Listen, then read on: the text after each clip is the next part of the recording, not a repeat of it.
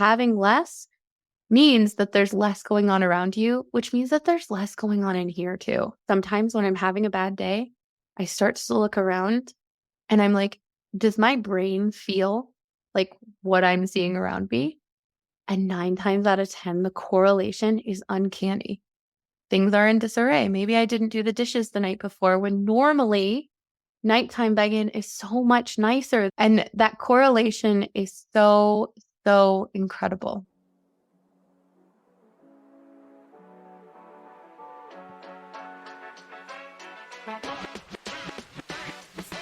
Hey everyone, I'm Megs, and you're listening to the Mindful Megs podcast, Organizing an ADHD Brain, where you will hear stories from me and others on how we organize both our brains and our lives while living with ADHD.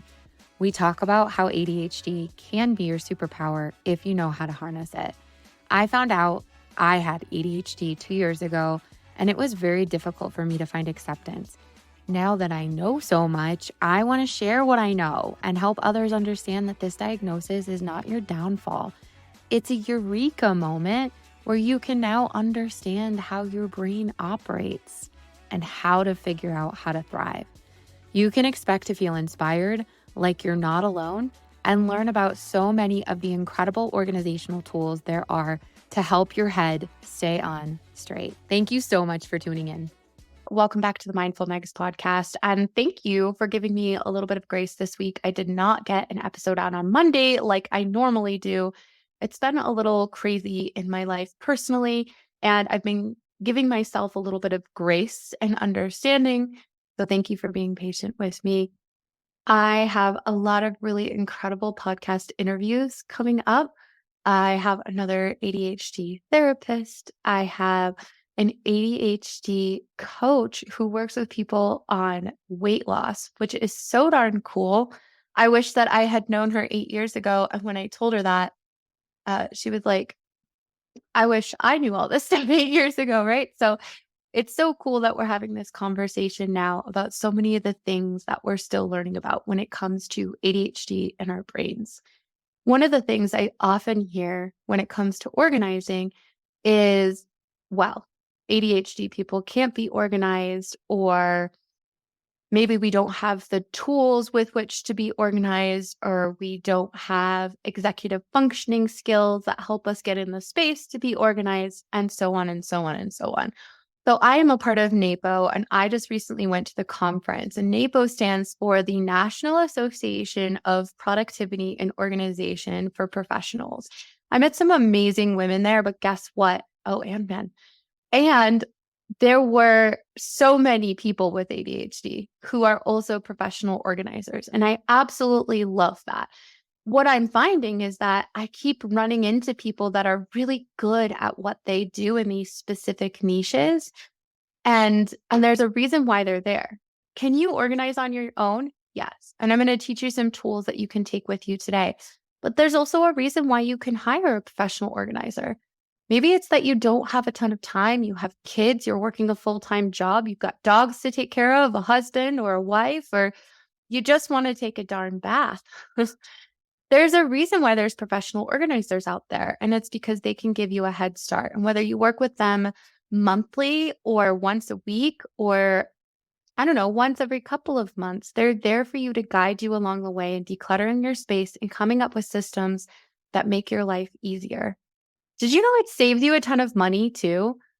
Okay, I might be trying to convince you. You don't have to hire me though. Anything that can make your life easier, I am an advocate for, because I can't tell you how much money you can save when you know where things are. If you've got a lot of stuff, there's probably a good chance that you know where most of your stuff is. Even if there's a pile of paperwork downstairs in the basement, you haven't looked at it in years, you can pretty collectively understand what's in that pile of paperwork. But what if you go and you sort through it, and the thing you thought was there all along is not there? You've kept it in your brain that it's been there this entire time, but now it's not there. What do? You get so frustrated with yourself, because I know that I did.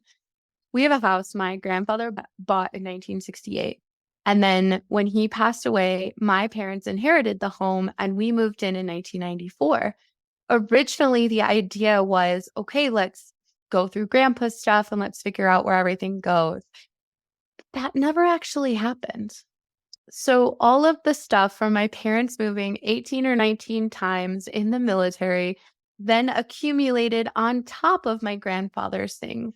Well, when we moved in there, I was only 8 years old. And so that was just normal to me. I didn't know another way of living because, I mean, I trust the adults to make the decisions in the household. And let me be very clear, there's absolutely nothing wrong with that. And the truth is because there's never been a course on how to get rid of stuff as you're accumulating stuff. And what do you do with all of your parents' and grandparents' things once they pass away? Yes, there are courses now, but bear with me. I never took a course on that when I was a kid. Growing up, I had this room that was full of stuff. I had collections. I used to sew my doll clothes from my American Girl dolls. I had my American Girl dolls. I collected little glass figurines. My room was so colorful. I used to cut out magazines and I would paste them all over my wall. I had a collection of monkeys hanging from my canopy bed. And I had so much stuff, I didn't know what to do with it. So when my mom would ask me to clean my room or yell at me to clean my room, let's be honest, I would put stuff away. I would hide it. Well, where does it go? Okay, in a drawer. But nothing had a place. Aside from my glass figurines or this or that, most things just simply ended up in a drawer, stuffed away so that I would never know where to find it again because it wasn't necessarily in the spot that I always put it, which was out in the open for me to see literally everything that I could have ever owned. This is super fast forward. When my husband and I ended up moving in together, this was before we got married. Don't come at me, people. But we were living together and we both had been living on our own for a good amount of time. So we had dishes and we had silverware and we had stuff upon stuff, but we didn't do anything but simply combine things. We didn't get rid of anything. It wasn't until about 7 years ago that I started selling things on Facebook Marketplace. So thank you, Facebook Marketplace. Big fan. And on Facebook Marketplace, I found that, okay, I can make money from my stuff. So that gave me some good incentive to let go. But then I started attaching and monetizing everything in my head. That was actually a roadblock. I'll talk a little bit about that further on the episode on how I moved past that quite a bit. Now, in addition to that, I thought that I was getting rid of stuff at a rate that I just didn't have a lot. But it wasn't until we went to sell our house and we had decluttered so much. We didn't get rid of anything. Well, we got rid of a lot as far as, selling things before we moved, but most of the stuff we just packed up. And as we were packing up, I took a bunch of pictures down. I took a bunch of decor and kind of hid it in the boxes. And when we posted the pictures of our house online, I was so proud because we had made the video ourselves. My husband was a real estate agent at that time. And I remember one of my friends saying to me and commenting, wow, I'm so impressed with how decluttered it looks. You really got rid of a lot of stuff. And I was like, what? I seriously had no idea that I had that much stuff. I just didn't. And I also just assumed that everyone else had way more stuff than me, especially based on where I grew up. It didn't feel like a thing to me. Now, did it overwhelm me? Yeah, not necessarily the decor that I had, but more the amount of clothes that I had, or shoes that I hadn't worn, or crafts that I had driven across the country with me and then decided never to use anymore. Anyone a scrapbooker? Scrapbooking is really awesome. But who has time for that anymore? So I had stickers and papers and you name it. I probably brought it with me from the East Coast out to Colorado. Anyways, my friend saying that was a turning point for me. She wasn't trying to insult and she wasn't trying to make me feel bad, but it made me feel awful because I thought I was doing a really great job. And in hindsight, I was absolutely. When we moved into our new house and we started unpacking things and making our new house a home, I realized there was still a lot of stuff that we really just didn't need. And throughout 2020 and beyond, I continued to sell stuff on Facebook Marketplace. But if you've ever done that before, it takes a lot of time. You got to take pictures. You've got to take measurements. Then you need to do research on what things are going for. You've got to be realistic about your expectations and the negotiations that you make with people. It's not just about posting it and being like, pay me money for this. That would be great. It's not as simple as that, because then you have to respond to people. You have to continue to build a rapport with them, and you've got to have a profile where people trust you. You've got to understand what's a scam and what's not a scam, and so on and so on. It becomes a priority in your life when you are selling stuff on Facebook Marketplace. But I did it, and I did it hardcore. I was working in the corporate world at the time too. So when you're working 40 to 60 hours a week, and at that point I had 2 young babies and my husband, and we're trying to build our lives in our new house. We had to get landscaping done. We had to put wall coverings on the wall, so on and so on. I would only be able to declutter here and there at certain points in my life. But I made a lot of progress. Fast forward, I left the corporate world. And right before I did, there was 1 week that I had taken off in PTO where I really decluttered hard. Another 3 weeks, I actually traveled back to where my parents are, and I helped them declutter. We got rid of 8 to 10 bags of donations where a truck just came along and picked them up one morning where we scheduled. And that was incredible. I had no intentions of going into the professional organizing world. I wasn't even sure that I wanted to leave the corporate world at that point in time. But as I was working with a career coach around this time, we started talking about what I really wanted to do. And I thought about interior design. I've always been fascinated with how things look and making your home just feel like you, with color and vibrance and excitement. And I wanted to teach people how much they no longer needed in their life. So I left the corporate world and I decided that I wanted to be a professional organizer. And I thought that I could go into spaces and create Pinterest looking spaces. If you don't know what I mean, look up organizing on Pinterest and it'll come up with all of these perfect products you can buy to put all of your stuff in the perfect places so that you'll never lose anything again. So I started to tackle my own home. That's what I did first. And I started reading books upon books and trying to figure out, what am I missing? What is going on here that I can't quite grasp keeping my own home organized? Now, it was fairly organized. I had gotten rid of a ton of stuff. Like I said, I sold a bunch of stuff on Facebook Marketplace, and I still had so much stuff. Oh my gosh. Like, what was wrong with me? Nothing. Nothing was wrong with me. Okay. I want to point that out up front. If you've got a lot of stuff, there's nothing wrong with you. A lot of the times we just don't have time. When I left the corporate world, now I had my entire day free. Obviously, I wanted to start my own business, but I also wanted to make sure that I could do this for myself. One of the books that I read was called Decluttering at the Speed of Life. I highly recommend it, and I'll post it in the show notes below. I learned a lot from the woman who wrote this book. One of the things being that not everything that left my home needed to be sold. I don't know why I needed to hear it from someone else. It was if I was so attached to the fact that my things were worth money that I didn't even think about another way. And when I read about letting go without having to worry about that other stuff, it just made so much more sense to me. I tackled my home in a way that not a lot of us are able to do. And I didn't do it with the tips and the tricks and the tools that I'm going to teach you today.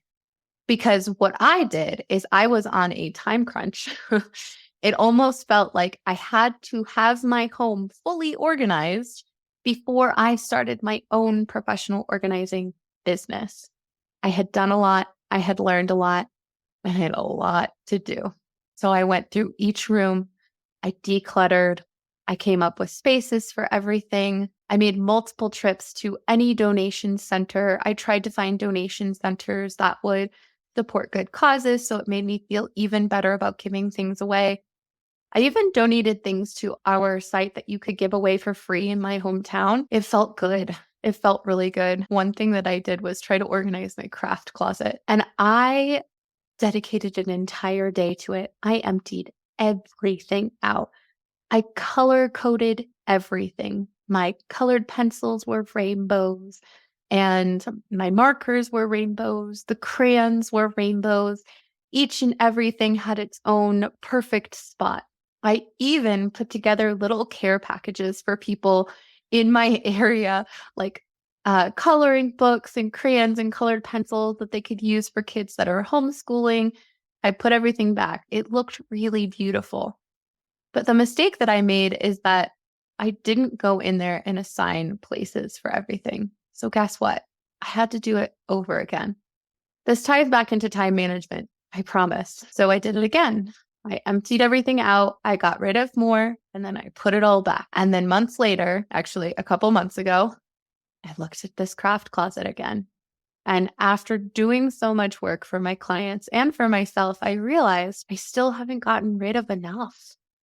And so here I am. I have decluttered this craft closet now 2 to 3 times, trying to come up with a perfect solution so that it can stay fairly organized, right? Where things have a place. And finally, I realized it was just because I didn't get rid of enough. Having less, but you have less decisions to make on all of the stuff in front of you. And when you have 2 kids going in there, 5 and 7 are my kids' ages now, they don't know where things go. They don't, well, my 7-year-old can read, but my 5-year-old is still working on that. And so when they go in there, they don't necessarily read labels. They're not going in there to find the perfect spot. They're simply just going in there and putting things where they fit because that's what they know to do. So there were a lot of things that I did not correctly here. My learning and my mistakes get to benefit my clients because I can teach them how you don't have to do this all at once. You don't have to reinvent the wheel every time you go in and organize a space. In fact, it can be done very simply and without overwhelming our brain to the point that we don't ever get to organizing a space in general. I was talking to another one of my clients the other day, and she said the phrase, well, once I get organized, well, I'll tell you what, I don't think that there's ever a point at which you get organized. You make a decision to be more organized, and then you start to adopt the traits and habits or routines around what that actually looks like. And so let me talk to you a little bit about how I coach my clients or how I would coach you on getting to a place where you could have a more organized home. It doesn't mean that it's going to be perfect. It does not mean that it's going to look like Pinterest, at least right away, because if you have a lot of stuff, you're not going to buy containers for all of that stuff. The first step of getting organized is decluttering, which is a whole nother step in itself.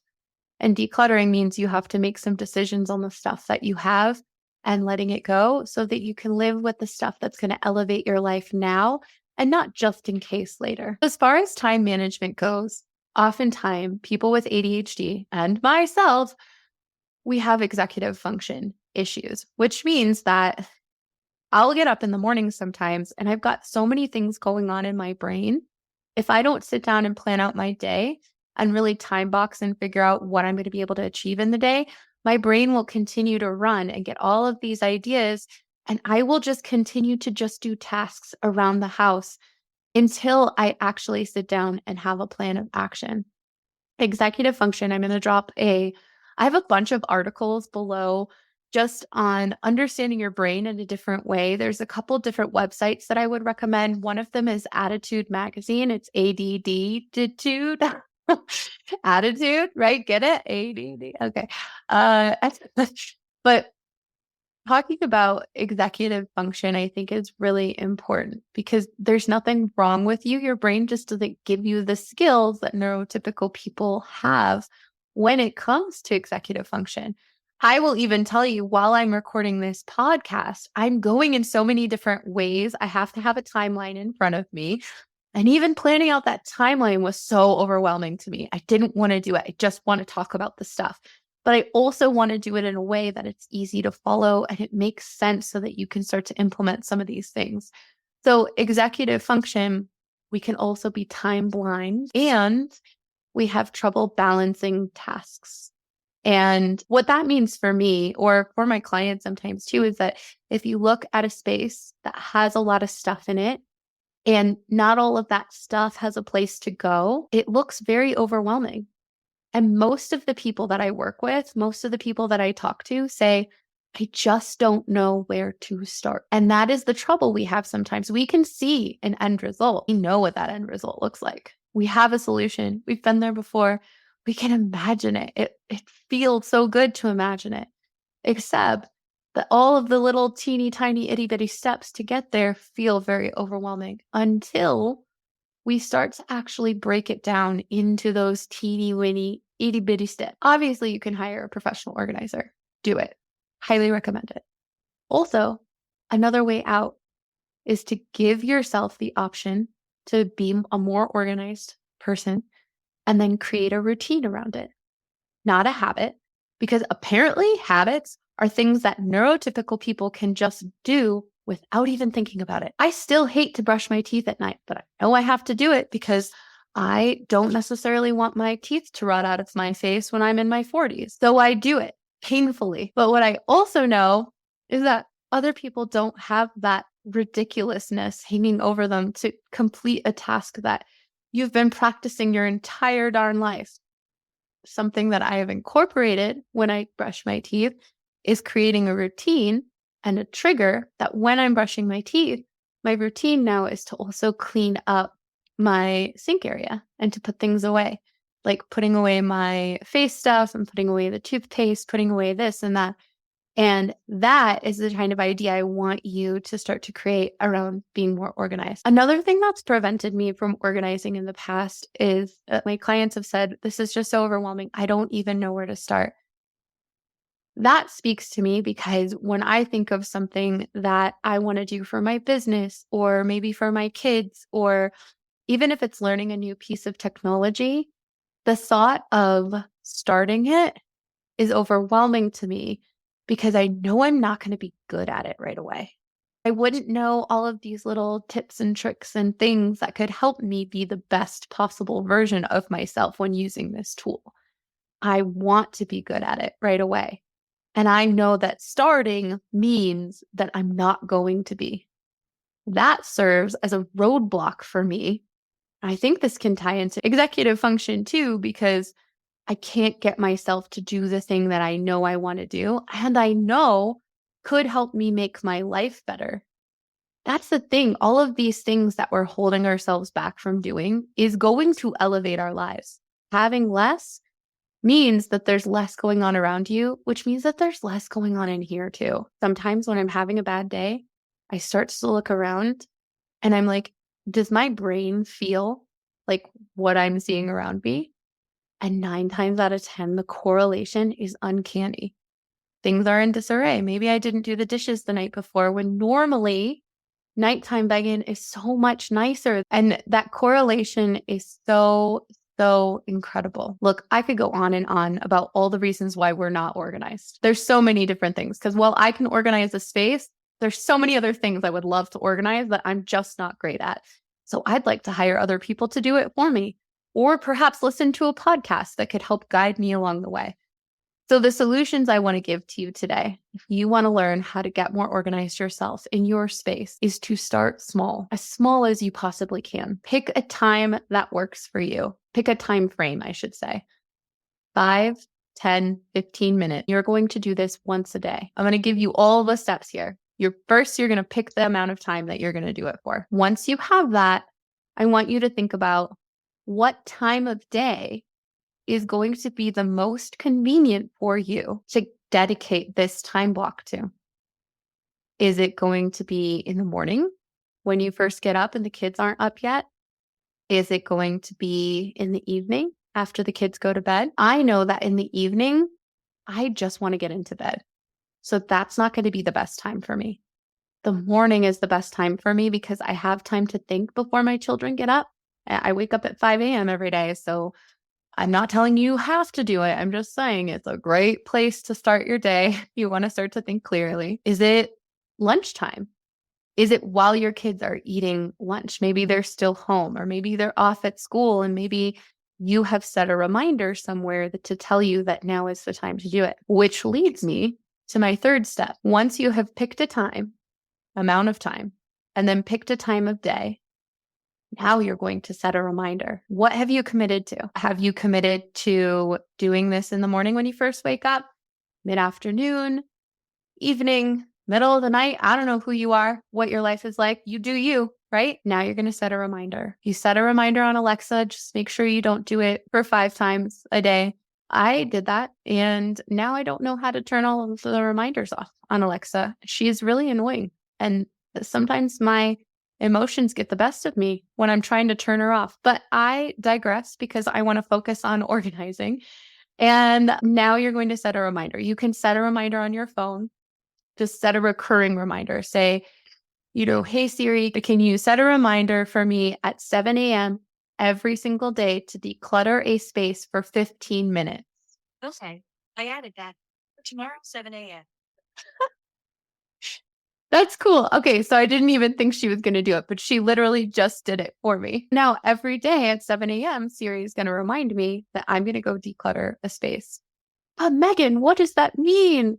Okay, so this is where it feels really good. But this is step 4. You're going to find a box. You're going to put it at your back door, in your garage, at your front door, wherever it could go that it's out of the way. And that's going to be your donation box. You're going to put it somewhere, write donations on it. You can buy a box. You can use a plastic box. You can use the Amazon box that was just delivered. I talked to someone the other day, and she said that every time an Amazon box gets delivered to the house, it does not leave unless it has something in it. She makes it purposeful that things go in that box and then they leave the home. I think that's brilliant. And step 5 is now you're going to figure out which space you're going to declutter. You can start with a drawer. You can start with a cabinet. You can start with one corner of a space. Remember that you have this 15, 10, or 5-minute increments to work within. The cool thing about it is that once it's over, you don't have to do anything else. That's it. Because the point is that I want you to see how much you can get done in that little amount of time. Now, you are going to get more done if you dedicate 15 minutes versus 5 minutes. But the point here is to not get overwhelmed. And what I always tell myself is, gosh, I can do anything for 5 minutes, anything within reason. But anything that I put my mind to and something that I want to achieve in my life, I can do in 5 minutes or 10 minutes or 15 minutes. I'm going to link a video in my YouTube that shows me decluttering this office so that I could record my podcast episode in here today. We recently had family staying with us, and so the sheets were still on the bed back here, and I just wanted to show you everything that I could get done in that short amount of time. It actually took me 10 minutes, even though I set a timer for 15 minutes. So what does decluttering a space actually look like? I can do a longer episode on this, but here are the basic tools you're going to work with. Is you're going to look at the space that maybe it frustrates you the most, maybe it frustrates you the least, but regardless, pick a space that's relatively easy. For example, you start with a drawer. You're going to take everything from that drawer and you're going to put it on your counter. Now, if your counters are cluttered, then maybe you consider decluttering the counter first. Regardless, you want to take everything from the space that you're in and you're going to take it out. Now, if it's a cabinet or a drawer, it's taking out the contents. But if you're on the counter, I want you to draw an invisible line or maybe even a real line on the space that you're actually going to work within. You're going to set blinders on yourself. You're going to put these little blinders on and you're not going to look at anything else. You're only going to focus on this space. The point of it is to be able to declutter the space so that you can see what's in front of you and see what you can achieve by simply dedicating a short amount of time to it. As you start to go through things, you're going to ask yourself, is this something that has a space already? Do you have a specific place you keep scissors and that's what you found on the counter? Do you have a specific space where you keep food? Put that where it goes. Now, there could be the case where you're still overwhelmed by everything else in the other area. Come back to the first area. Do not let yourself be distracted by other areas. It's so important that you focus on the task at hand. As you continue to work through things, ask yourself, what's trash? Maybe you just look at what's trash and throw that out first. If it's food, what's expired? Let that be a really great reason to get it out of your house. What if you have a deck of cards and all of the games in your house are all over the place? Where do you want to be able to keep the games? And that's where they start to accumulate. Go put it there. How about candy from a birthday party or birthday bag? You decide that, gosh, my kids already have enough candy and I don't want this in my house. You throw it away. Or maybe it is too painful to throw something away, so you put it in the donation box because they'll find use for it. I want to know what else you're struggling with. So let me know, and I will give you the tips and tricks and tools to help you let go of more. Something that helps me a lot, I've been practicing this a lot too, is I see that when I have less, it takes so much pressure off my back. There's so much that I don't have to keep track of anymore, because there's so much that I don't need. As humans, we really don't need a lot. I'm not here to preach a minimalist journey to you. I'm here to teach you that you can absolutely be organized as a person with ADHD if you break it down into the smallest tasks imaginable. If that's still too overwhelming to you, let me know. I'm super curious and I'd love to ask you some more questions. If this is working, also let me know because I'd love to ask you some more questions. And if you have more questions about what's next, what do I do after that?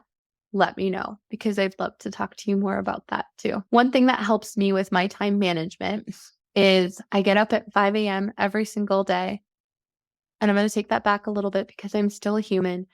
We had a death in the family this week and it's been awful. Just awful. Gut-wrenching, heartbreaking. Loss is, grief is. And I thought I was going to be able to carry on with life like normal. And I have not been able to. There's a lot of change. There's a lot of stuff that happens with grief. And guess what? I have been allowing myself to sleep in. I don't even feel remotely guilty about it. And something I've noticed is that my days don't get planned the way that I've been effective at planning them in the past. So I'm really excited to wake up at 5 a.m. tomorrow morning. And I'm excited because I know what it does for me and my brain and the things that I can get done during the day to support myself and my kids in our future. I wake up at 5 a.m. and I have a template. It's actually a free download on my website that I always have linked in the show notes below. And it is a daily planner. I do it every single day and I write down my priorities at the top. I have 4. So I write down my husband, I write down my girls, I write down my business, and I write down myself. And then each of my to-dos, I have 6 to-dos that I complete every day. And I don't write things down like make the girls lunches for school. That's not something I write down. It's just something that we do because we're in a routine doing it. What I do write down is things I'd like to get done during the day. Things that are high priority for me to check off my to-do list. I write them down and I have them aligned with my priorities. Then I'll put them in my calendar to make sure that I have the time to do those things. And if there's something that just doesn't align with my priorities, I'm allowed to set boundaries around that and put it to the next day. So check it out, see if it works for you. If it doesn't, let me know. I'd love to see if I can modify it in a better way, right? Multiple brains come up with great ideas if we put them together. And then if it helps, I'd love to know that too. Check it out. Like I said, it's free. You can go ahead and print it out. I started this business because I had this idea that everything in my house could look perfect and everything in my house would have the perfect organizing product that I could put my perfect towels in. It wasn't as if I wanted to live this perfect life. I just knew that I was drowning in so much stuff. I wanted a solution. And I thought that the solution was perfection.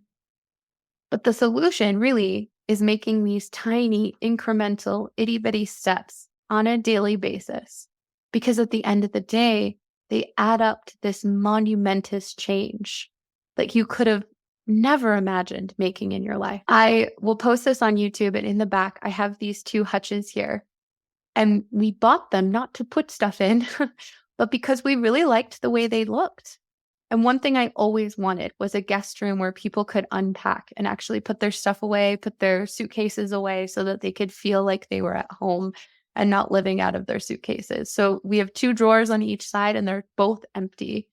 And there's stuff in the cabinets here because it just made sense for us to put things in there. They have a space and they're not full. I don't think I ever would have been able to say that 8 years ago or when I was in high school. No, if there was a space, I would fill it up because it was there for me to fill it up. I feel so good opening those cabinets now because if there's something in there that I need to find, I can open it really quickly to see if that thing is in there or not. I also have a space for things in there. So most of the time, I just go to where I already know the thing is because I have designated spaces for things. Is my life with ADHD still hard? Certainly. Does it still get messy? Yeah, I have kids and I want them to live a kid life. But when I have less, there's less for me to put away. I have eureka moments all the darn time when it comes to organizing because I see the effect that it has on my life. And people don't organize their homes to be perfect. They don't organize their homes to never be messy. They organize and declutter their homes because when they have less and things get messy, there's less to put away. It's as simple as that. So even now when my home gets messy and I look at my countertops, I see things, but I also see things that have a home. And I'm like, oh, that brush goes in that drawer over there. Those hair ties go in that hair bow drawer over there. If my daughter has schoolwork, she has a schoolwork drawer. If she has artwork, we have an artwork drawer. We have methods and systems that work for our family now that make our lives easier. It's easier for us to keep up with it because we know what's working for us or we know where things go. It is impossible to do this in one day. It's impossible to do it in a week. What is possible is deciding you want to make a change and doing just a teeny bit at a time. And also, if you don't want to do it on your own, then don't hire me. And I would be so happy to talk you through it. I do decluttering sessions over Zoom. And I also do in-person decluttering sessions and organizing sessions. In addition to that, I am available for coaching. And I love to coach people with ADHD on organizing. I was talking to someone today and they were like, oh, I hate that I have to trick my brain into cleaning, but sometimes I invite people over just so that I will get things done. And I'm like, okay, but if that works, why not praise yourself for that? You know what works. You know that you have a solution. What is bad about that? 1, you get to hang out with awesome people. 2, you have a clean home. 3, you still have a clean home the next day. So I feel like it's a win-win-win situation here. Before I leave today, I want to reinforce the fact that you can praise yourself for these little wins. And that's really the last step to all of this is congratulating yourself for these little things that you're doing. Because they're not little things. It adds up. And it's pretty amazing what it adds up to. One of the articles I linked below talks about executive function and how we can improve our executive function skills with joy and with praise. It's literally written by people who know what they're talking about, which is why I linked some articles down there. So don't just take my word for it, take the expert's word for it. In addition to that, you can't treat ADHD from a place of shame or blame. That's another quote that I got from one of the articles, and I love it. Because every time I talk to someone who has been shamed for having ADHD or is shaming themselves, do you think that they're actually living their best life? No, absolutely freaking not. Because guess what we do with our darn brains is we take it on a train ride down to a place that we don't want to live in. But we do that to ourselves. Praise yourself. Please do that. And procrastination, putting it off and putting it off, it really comes from a place of ambiguity. If you don't know what you don't know, that serves as a roadblock. Okay, with that said, I'm going to go ahead and sign off for the night. Oh, I did this new feature on the podcast platform that I use where you can actually send me a text message. So if you scroll down to the show notes, you can click a little button and it'll send me a text. Share your thoughts. It's so easy because there's a button for it. So cool. I mean, there's other ways to get in touch with me in the show notes too, but try it out. I'm so curious how it works. And I would love to post a text message that I get. So you guys are amazing. Thank you for all of your feedback. I have been hearing some beautiful, beautiful things about the podcast. So thank you. It keeps me going. If you would like to support the podcast in any way, shape, or form, please consider joining my Patreon account where I'll post some additional content and some wise words from me, if you will. Join my Facebook page, like and share this podcast with whomever you think could benefit. I also have this amazing woman who is my friend. She owns a small batch skincare business in Colorado, and I have been using her CBD bath bombs forever. And my code, I have a code that you can use to save 10%. If you use that code, you can order bath bombs for yourself and have it sent to you. I actually just had my father order the direct pain cream, and it is incredible. I use it for cramps, and he used it for his knee that was giving him a ton of pain. And he looked at me after he put it on. First, I had to promise him he's not going to get high, right? And he laughed at me, but also I think he was relieved that I confirmed that for him. But he looked at me and he was like, I can't believe this is working right now. He's taking aspirin, he's taking all of these other things to try to get the pain to diminish in any way. And this direct pain cream works. So check it out. Use my code to save money and you can have it shipped to you. So it doesn't matter where you are. Additionally, me and my husband use HelloFresh. I'm not sponsored by them in any way. So these are literally just free boxes that we can give away. So I put a code down in the show notes below. If you sign up for a free box, then we get to feed our family for a week for free. So thank you so much for supporting us. And you get to eat as well. So how about that? What a world we get to live in. If nothing else, just thank you for participating and listening.